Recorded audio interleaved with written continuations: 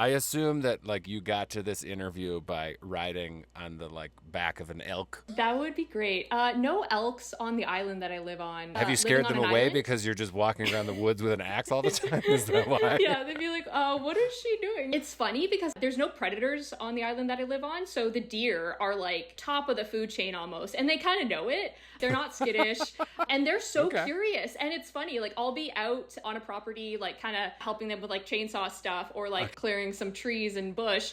And like the deers will just like come like so close up to me with a chainsaw, and they're just like, what you doing? That's so interesting. So do you have the ability to like pet a deer on its nose? Like, It's not really the Disney princess kind of thing.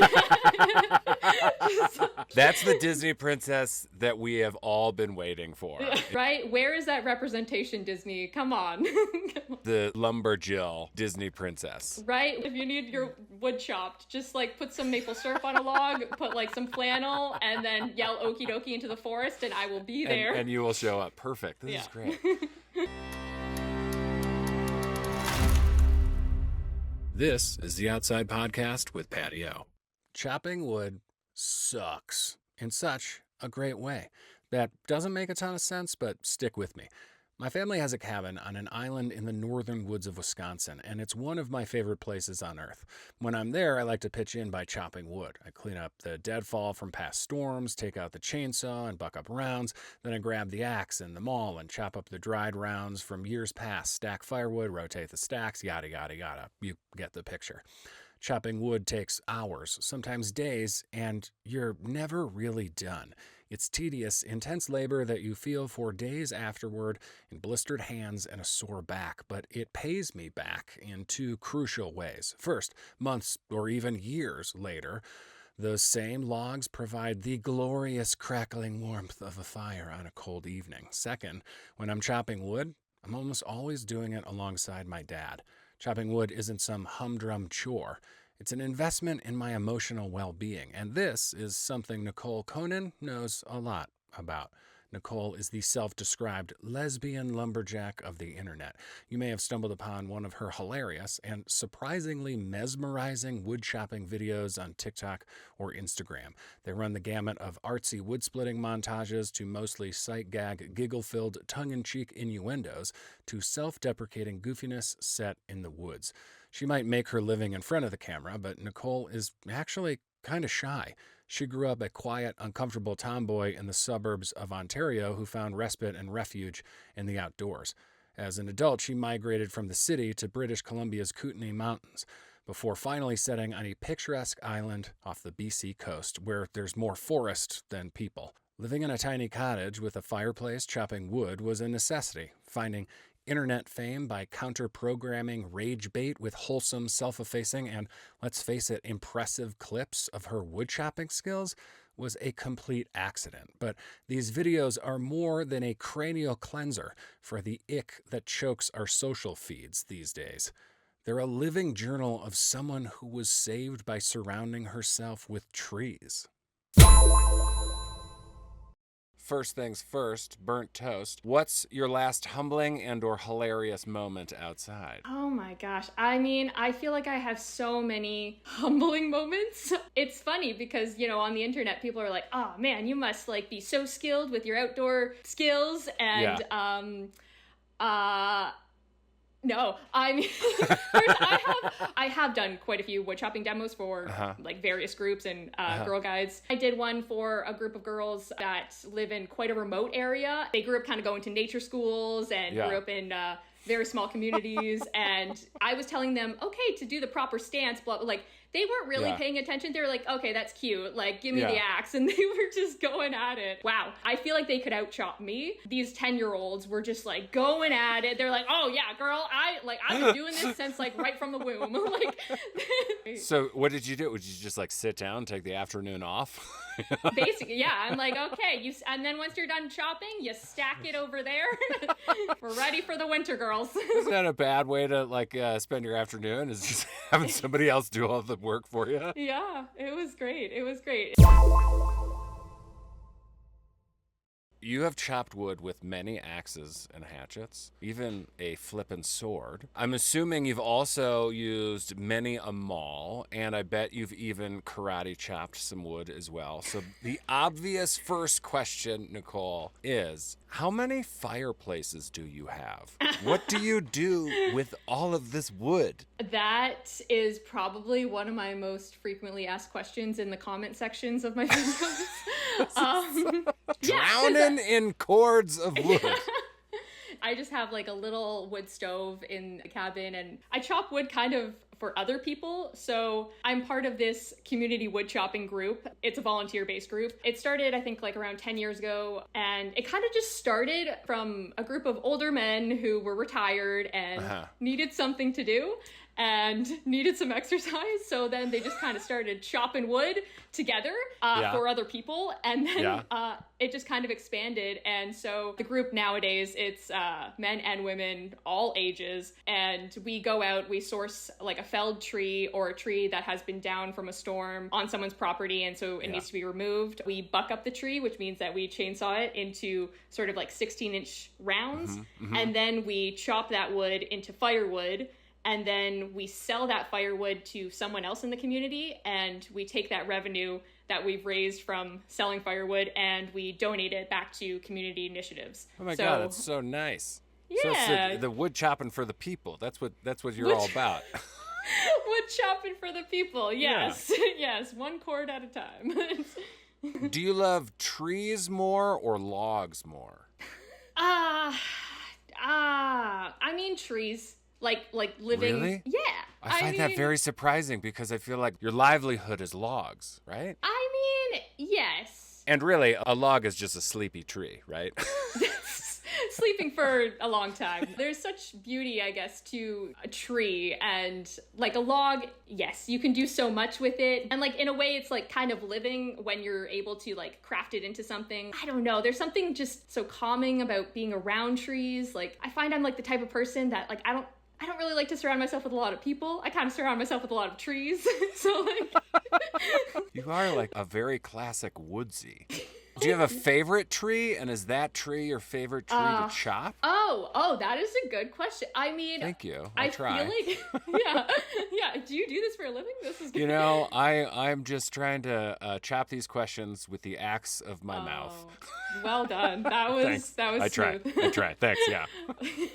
Yeah, favorite tree. I mean, when I first moved to the West Coast, my favorite tree was the Arbutus tree because it was just so unique. Before moving to the West Coast, I lived in the Kootenays, which is in the interior of BC, which is like quite close to the Rocky Mountains.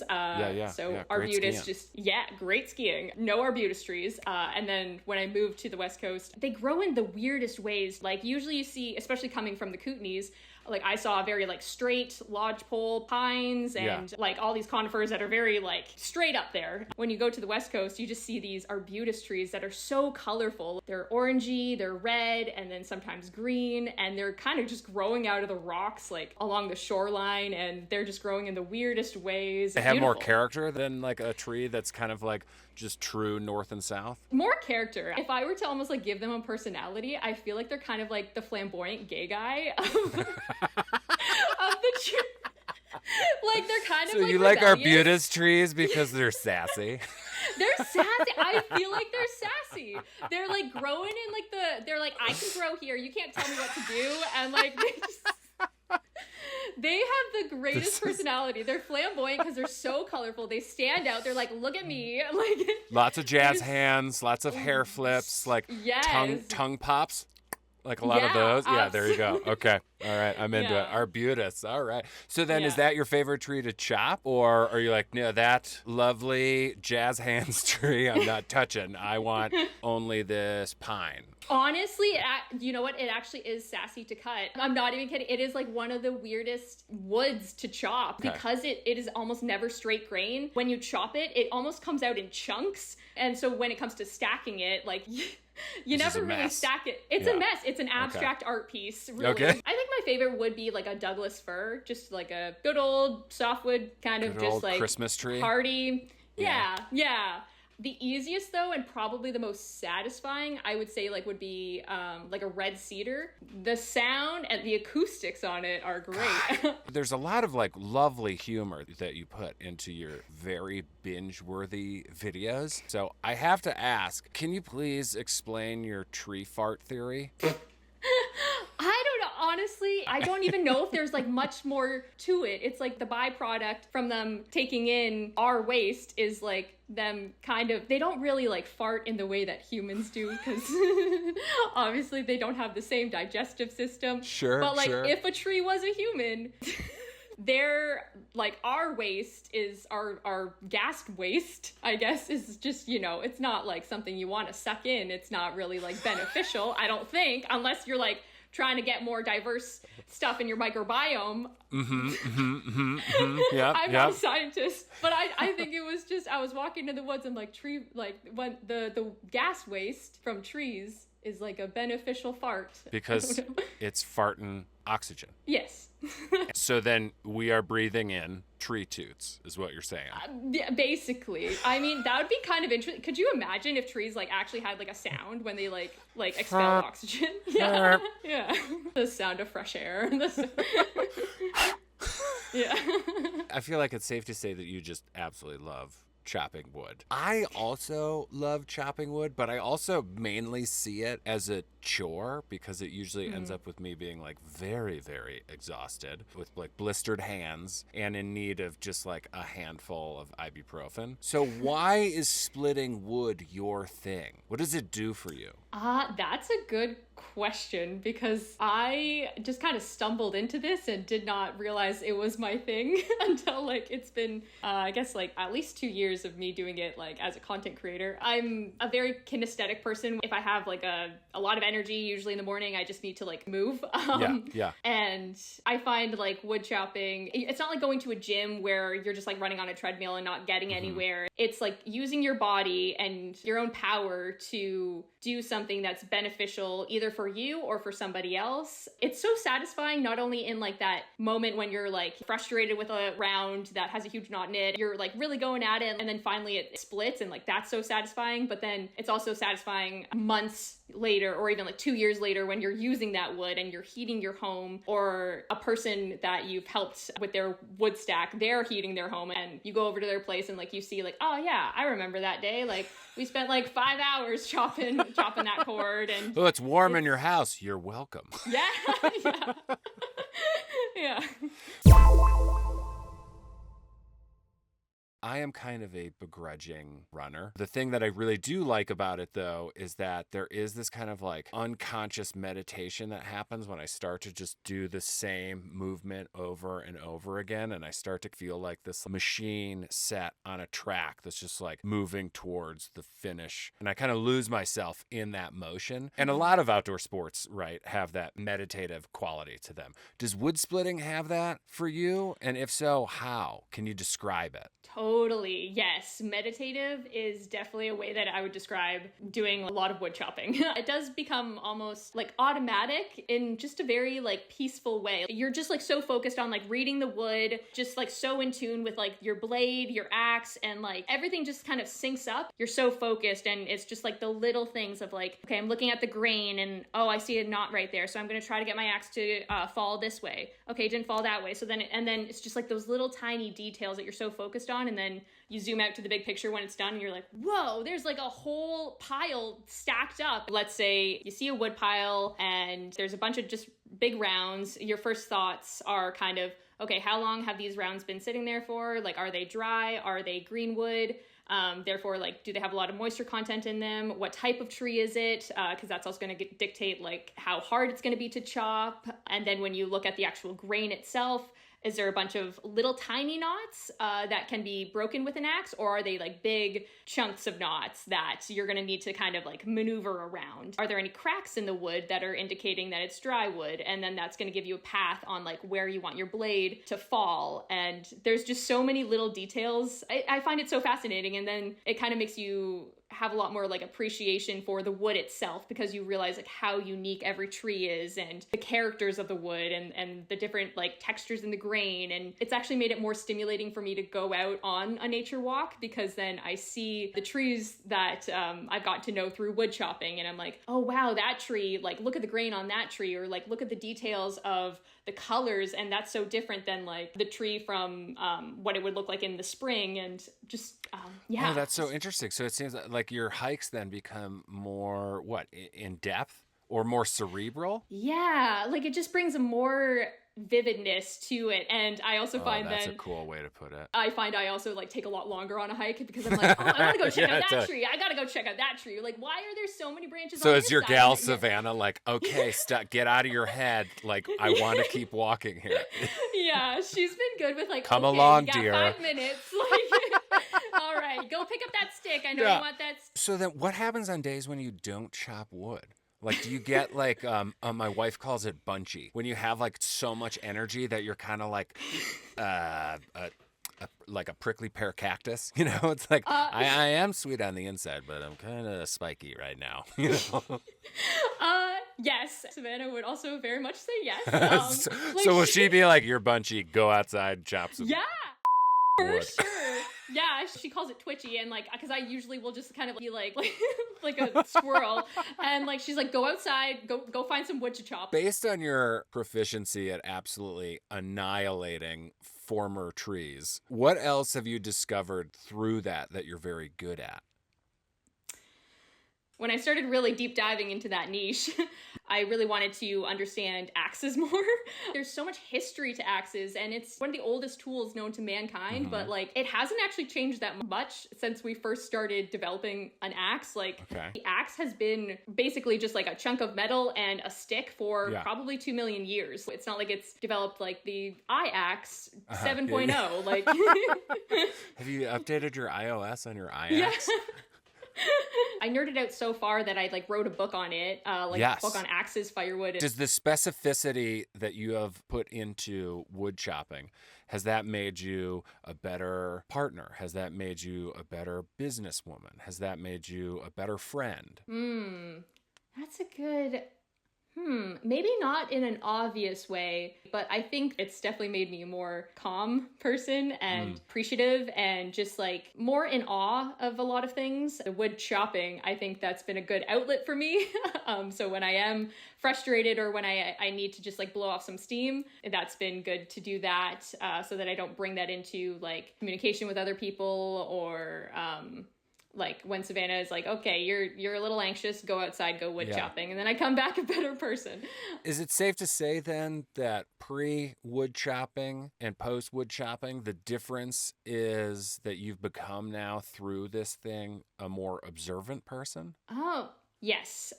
Observant and just noticing little details more. I do find like the more, even though I'm like trying to get more aware of like things in nature and be more observant of like things in the outdoors, I find it's harder to do it with people. Maybe it's because I'm an introvert or like on the spectrum. I would like to get better at that. How I'm able to like read the wood, and like if the wood is showing signs of a knot, that means that I need to like move the blade in this way. But with people, I find it harder to like, if they're showing signs of frustration, then I need to come at it this way. And so yeah, even though I can read wood, I'm maybe not the best at reading people. Do you think it's helpful though, perhaps? I think, helpful. Yeah. Like building a muscle, you know, repetition and practice on one thing can maybe translate into another thing.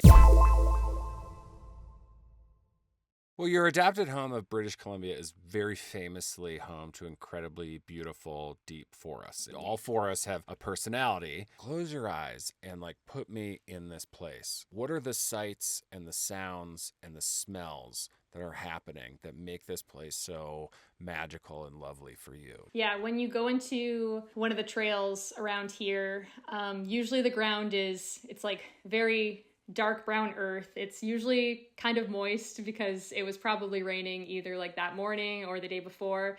And there's still a little bit of that after the rain kind of smell. It's so calming. It's quiet, but you hear a lot of birds.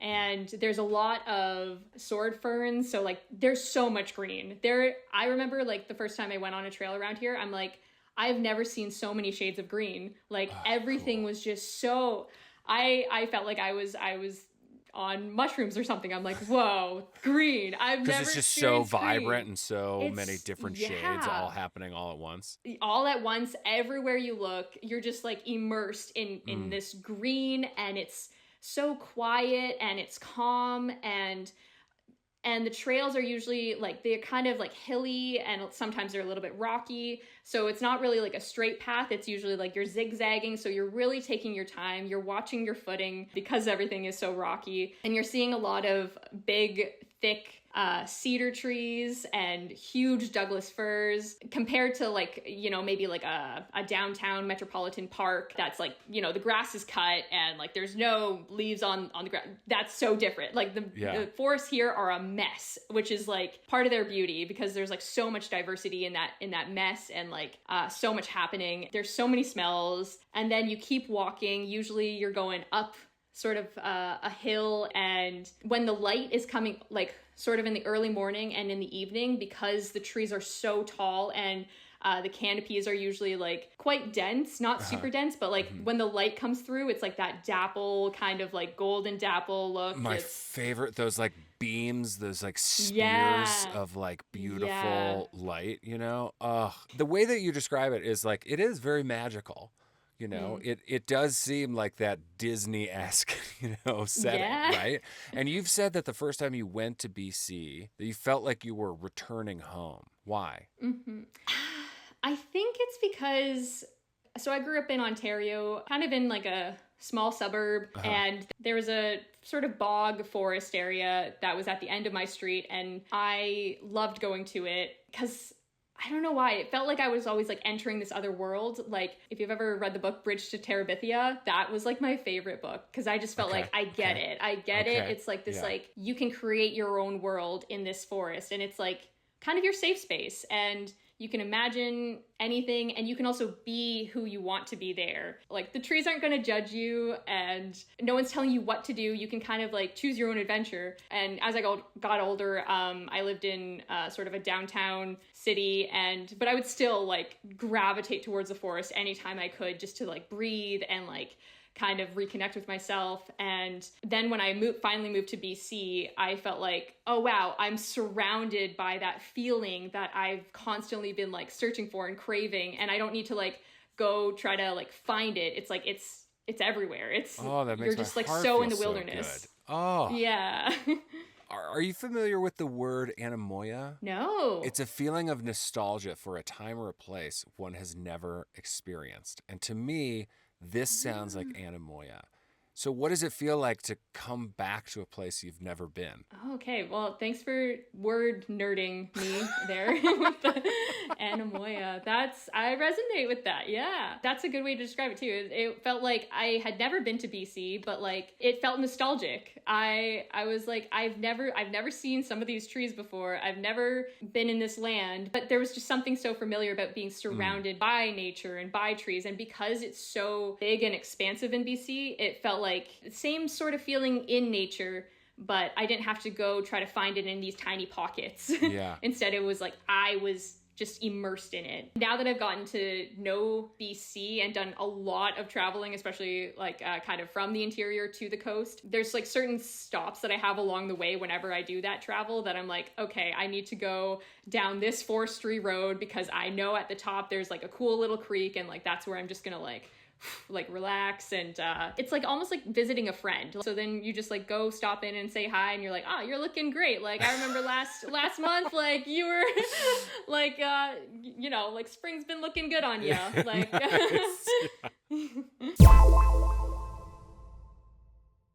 I want to talk to you about your interaction with social media. The algorithm rewards outrage and scandal. You know, that covers everything from like the professionally offended political influencers, the rage baiters, the sensationalist dog whistlers, the overt sexuality posters, the ists and the phobes, you know, the sexists, the racists, the homophobes, the xenophobes, and on and on and on. Far too often, social media is this like hellscape of the worst parts of humanity, but you've garnered the attention of many, many, many millions of followers through wholesome, self-effacing, PG-rated videos. Even the videos that you've described as lesbian thirst traps are fun and not cringy. You come off as affable and not as a try-hard. Is your style an intentional choice to give folks something other than porta potty humanity? Or is it just like happenstance? Is this you just being naturally you in front of a camera? Oh, I don't know. I would think actually, looking back on some of my stuff, I'm like, oh, that's cringe. But like, I'm really? like, What is cringy? Like, oh God. I don't usually look back on my stuff, but then all of a sudden, like the algorithm will almost like show me myself and I'm like, oh no, why did you do that? I think in my early stuff, like I was still like, I don't know what I'm doing. And I mean, I still don't know fully what I'm doing, but in my early content, it just kind of happened that like I started posting wood chopping videos and people like it just kind of took off like suddenly. And I was like, whoa, did not expect this. So then I was like trying to figure out like, okay, there's only like so many ways that you can chop a piece of wood. Like how can I make this interesting? How can I make this, you know, entertaining? And like the algorithm is going to throw me away soon. I didn't really like have a voice or like find my voice yet. So I think like I did quite a bit of like little bit of cringy content, like not super bad, but like looking back, I'm like, oh, I was just like throwing stuff out there when I didn't even know like what I was throwing out there. Now I've kind of like found a little bit more grounding. I kind of want to make content where I feel like people are kind of just hanging out with me outside. And you know, we're having a good time, we're chopping wood, and like I want to inspire, ironically, like I want people to see this on their phone and like put down the phone and maybe go chop a log or like just go for a walk. A lot of things on social media go viral because they're like scandalous and you know, like shock value. Like you can't really have a lot of shock value in like trees are cool. But like, why do you think so many folks love this deep woods, cabin, sawdust, and tree sap, axe-wielding, wholesome video vibe style that you have? My theory is sort of based on my own experience. When I was living in a city and I was working at a job that I really did not like, I was working in like this gray cubicle. As I would be like doing my work on like a side tab, I would have videos of people in the outdoors playing. And for me, it was like a form of escapism. And in a way, kind of like a funny twist of fate that like, I feel like I'm almost creating the content that I would have loved to have seen when I was in that gray cubicle, like wanting to escape. I'm not talking about technology or anything that's confusing. I don't want to talk about political things. I just want to be like, go outside. Like, well, the downsides to being a well-known social media personality are well covered. What are the upsides? I've met some really awesome people from social media. Like one of my good friends, Rosie Turner, she's in the UK, living in London, and I never would have met her if it wasn't for social media. And it's funny because like we're so the opposite. Like I'm, you know, kind of the outdoorsy, woodsy, lesbian Canadian, and she's like living in the city. She's like the femme kind of lesbian living in the city. So we're kind of like a funny duo. So whenever we collab, it's like hilarious. You guys should switch places for like a weekend and film one another. It'd be like the wood chopping city version of like Freaky Friday or something. Oh my God, yeah. That's hilarious. Okay, I feel like I need to talk to her about that. Yes, please.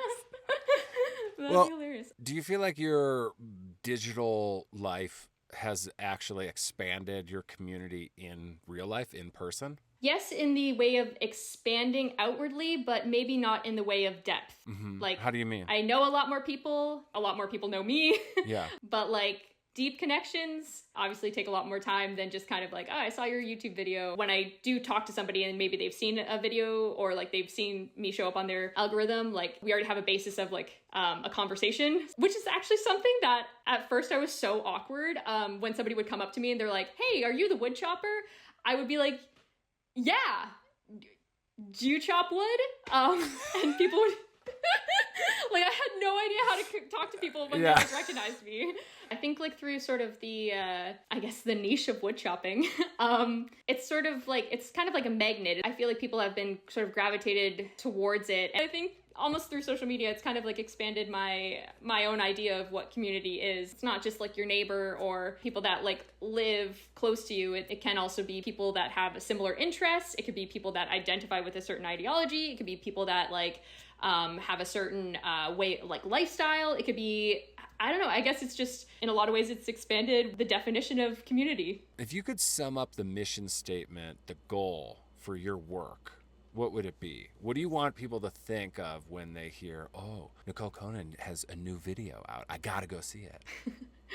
Oh, that's a question I've been asking myself almost every day since I started doing this. I don't think I have a very clear answer yet. One of the things I want my videos to do is just to get people to go outside, just to see like the wonders and awes of nature, and just like connect with nature, connect with themselves and their own inner power and inner strength. I want people to think, can I go chop a piece of wood? Can I go climb a tree? Can I do these things? Like, I want people to like challenge themselves, I guess, even if you haven't chopped a piece of wood, like, you know, look how fun it is. Maybe you should try it, or like do something else outside. Yeah. So I'm trying to figure out like ways of communicating that are interesting and relatable, because also I think a lot of people are like, I'm not a tree person, or I'm not a nature person. It's like, that's the person I want to get to and be like, you totally are.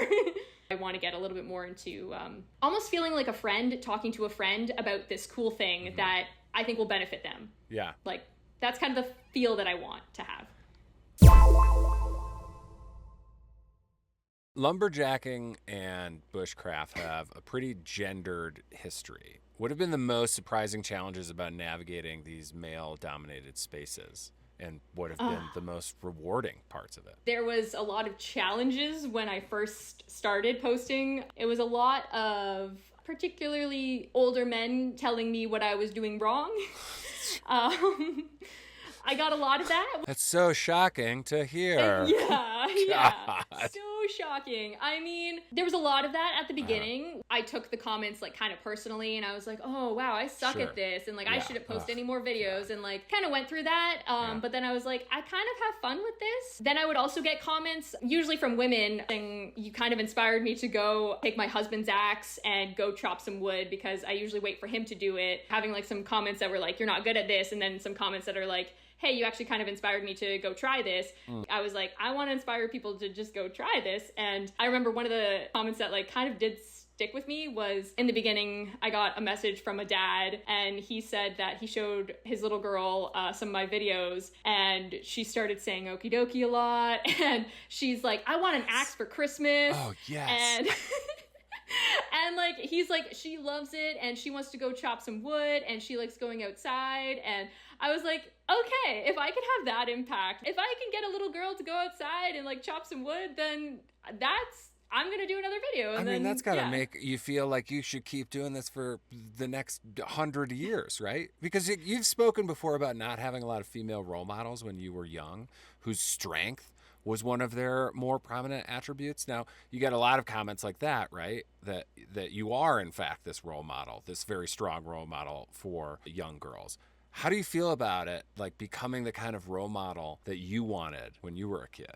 I think when I sort of had that realization, like I can really have an influence on people, like it's terrifying. And I'm like, oh my God. Especially when like I went to, like when I first got in contact with a girl guy group, and the leader was like, you know, these girls watch you and they'd love for you to come. And at first I was like, oh, that's cool. And then I'm like, oh my God, like these young kids are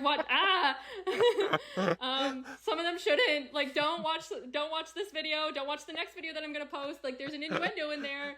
Like, but when I started to realize like I can be almost like this like character that I didn't have growing up, this representation that I didn't have growing up, it felt like a little bit of a responsibility.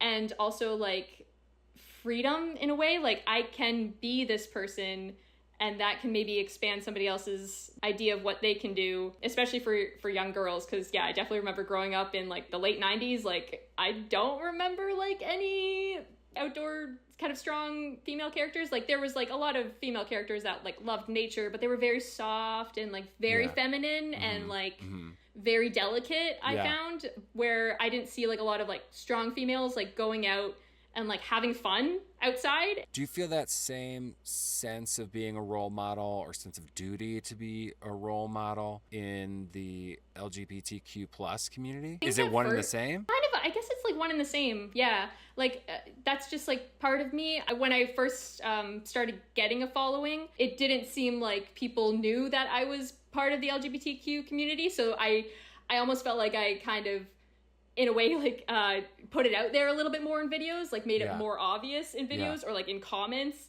But now it's like, I feel like my following just kind of knows it. And like, when I also first started putting out videos that like had a little bit more of an obvious, like, I'm a lesbian, then I lost, I lost some followings too. I lost some people, which is fine. Like, I'm like, that's fine. Like, you don't need to, you know, I love when people in the comments are like, I'm unfollowing. It's like, you don't actually need to comment that. You can just hit. You know, a lot of my queer friends have said they feel so much belonging in the outdoors because the community they found has filled this void around their sense of belonging. The pursuits in the outdoors are centered around fun and joy, which is very great for so many things, very deeply meaningful, but they've said the real power comes from the idea that this is the family they chose. There's a lot of healing in that and a lot of self-actualization too. Has wood splitting in the greater outdoor community felt like this for you? Yes.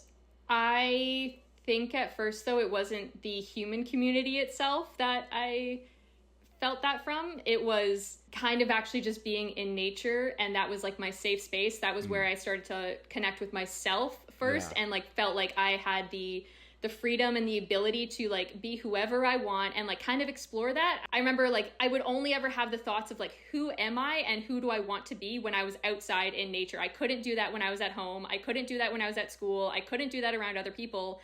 I couldn't be honest about those things. But when I was out in nature, I could actually be honest and actually like get curious and explore and like just like go through these like mental kind of questions that I did not feel safe even like having these like mental questions around other people. So I think like at first I definitely gravitated towards being alone in nature, but then when I did find other people in like the outdoor spaces, especially like when I moved to the Kootenays, it was weird. Like, you know, I would be like on a walk alone and then all of a sudden I'd run into a person and we'd get talking about life and found out that they're queer and they almost had the same sort of experience. Like they kind of like ran away to the mountains and felt like that's where they could be themselves. And there was like actually quite a few people like that lived in these like almost like isolated places, and they were sort of misfits in the communities that they grew up in, or like were kind of ostracized, usually for being queer or like for having different sorts of lifestyles. But in nature, they were able to kind of go through that same thing. They were able to like connect with themselves and then almost like connect with other people through that. They kind of were drawn to nature because it's a non-judgmental space, it's a safe space, and then they found other people who were also interested in nature for that reason. And usually it's a common theme of like, because that person needed a space like that because they didn't have that space at home or in their community. Well, it seems like it's like wood splitting in the greater outdoor community, the outdoors in general, have allowed you to present as your true self, right? Rather than presenting as this, like, this is who I feel like my family and society wants me to be, and I have to protect my true self because I'm concerned of how that's going to be perceived. I'm concerned that I'm going to lose something. So would you say that it's helped you feel solid or built a foundation of identity, of truth, openness?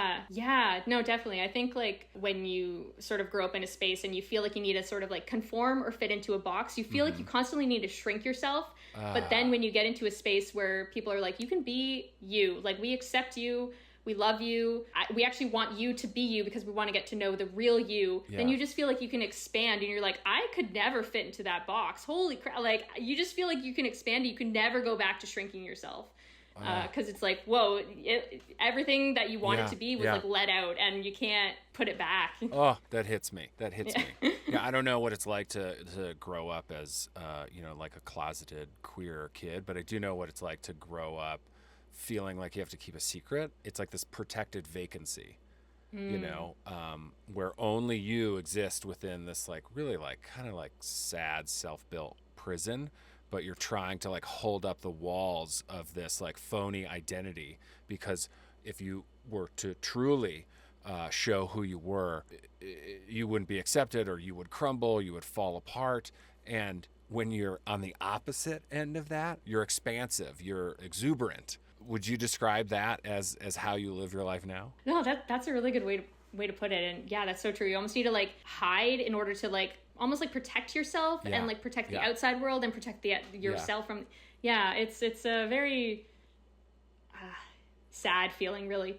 On the other side of it is joy and truth. The key to love, I believe, is truth. And so the only way in order for anyone to love you is for you to be truly open and truly your full self. Would you say that wood chopping, wood splitting has helped you with this? Truth is such a big part of actually genuinely loving yourself and someone else, and like giving love, receiving love. Yeah, you're like a modern day philosopher on that. I don't know if I'd go that far. I'm just some dude with a mustache and a microphone. Yeah, it sounds so funny, but like, because growing up, I lived so sheltered, and so I constantly was isolating myself from other people out of fear of showing any sorts of expressions of my inner self and them rejecting it or them ridiculing it or them harming it in some way. Embracing the wood chopping and the outdoorsiness and like all of that, and people being like, oh, this is cool, I want to try some. It's kind of embraced my own inner truth in a way, like an expression of my own inner truth. And yeah, definitely helped me like connect more with people. And yourself, it seems like. Yeah, totally, yeah. So it is now time for the final ramble. One piece of gear you cannot live without. I mean, this might be an obvious one, but like an axe? I mean, if you said anything else, I feel like I'd be disappointed. Best outdoor snack? Honestly, just a good, like, high protein granola bar. I get hangry quite suddenly. Like, it's not it's Savannah, my partner, God bless her, she sees the early signs and she's like, you need a granola bar. Get something in your mouth. Yes. So just like a quick snack, like a quick grab and go granola bar. What are the early signs of your hanger? I think, okay, I'll be like, you know, on, let's say a trail or something, we'll be like talking and I'll be like happy-go-lucky, like talking about like trees and stuff, and then I'll go like really quiet. Oh, same. I go silent. And it's like, I always talk. If I go silent, my wife is like, you need a handful of something. I don't know what. Yeah, but you better, dirt or whatever. You better put something in your grill and chomp on it. Yeah, go eat a leaf. Anything. What is your hottest outdoor hot take? I think gear is like so important, for sure. Get good gear for the outdoors, because that'll help you experience the outdoors better and everything. But like, also, I think it's like super important to like learn about gear, but like also learn about your surroundings and like learn about the outdoors that you will be going into, and like learn about the like how fast does the weather change? Like what's the wildlife there, and you know, focus on the gear, but like learn about your surroundings. Like, and I don't know if that's like the super hottest hot take, but I love how simple it is. It's just like, hey, be smarter out there. I've like seen people that have bought like you know, super expensive sleeping bags that are like for a camping trip where you're going to be like, you will literally cook if you sleep in this sleeping bag. It's like a minus 40 bag and it's like July. Yeah. I'm like, we are going into the wildfires. Don't. Yeah. This has been so much fun. Thanks for taking the time away from chopping wood to talk about chopping wood. You know, that's really nice of you. I'm sure you're chomping at the back. I'm sure your knees are like bouncing to like go run on all fours outside. After this, are you about to go chop like several million pounds of wood? Well, you know, at the community wood pit, there are some. I'm gonna actually go drive by it later and be like, community there was some wood alder pit. Where do you even? You don't live in the real world. Last time I drove by, there was some alder, so I'm about to go smoke some alder, dog. Yeah. That's what I'm about to do, dude. Yes.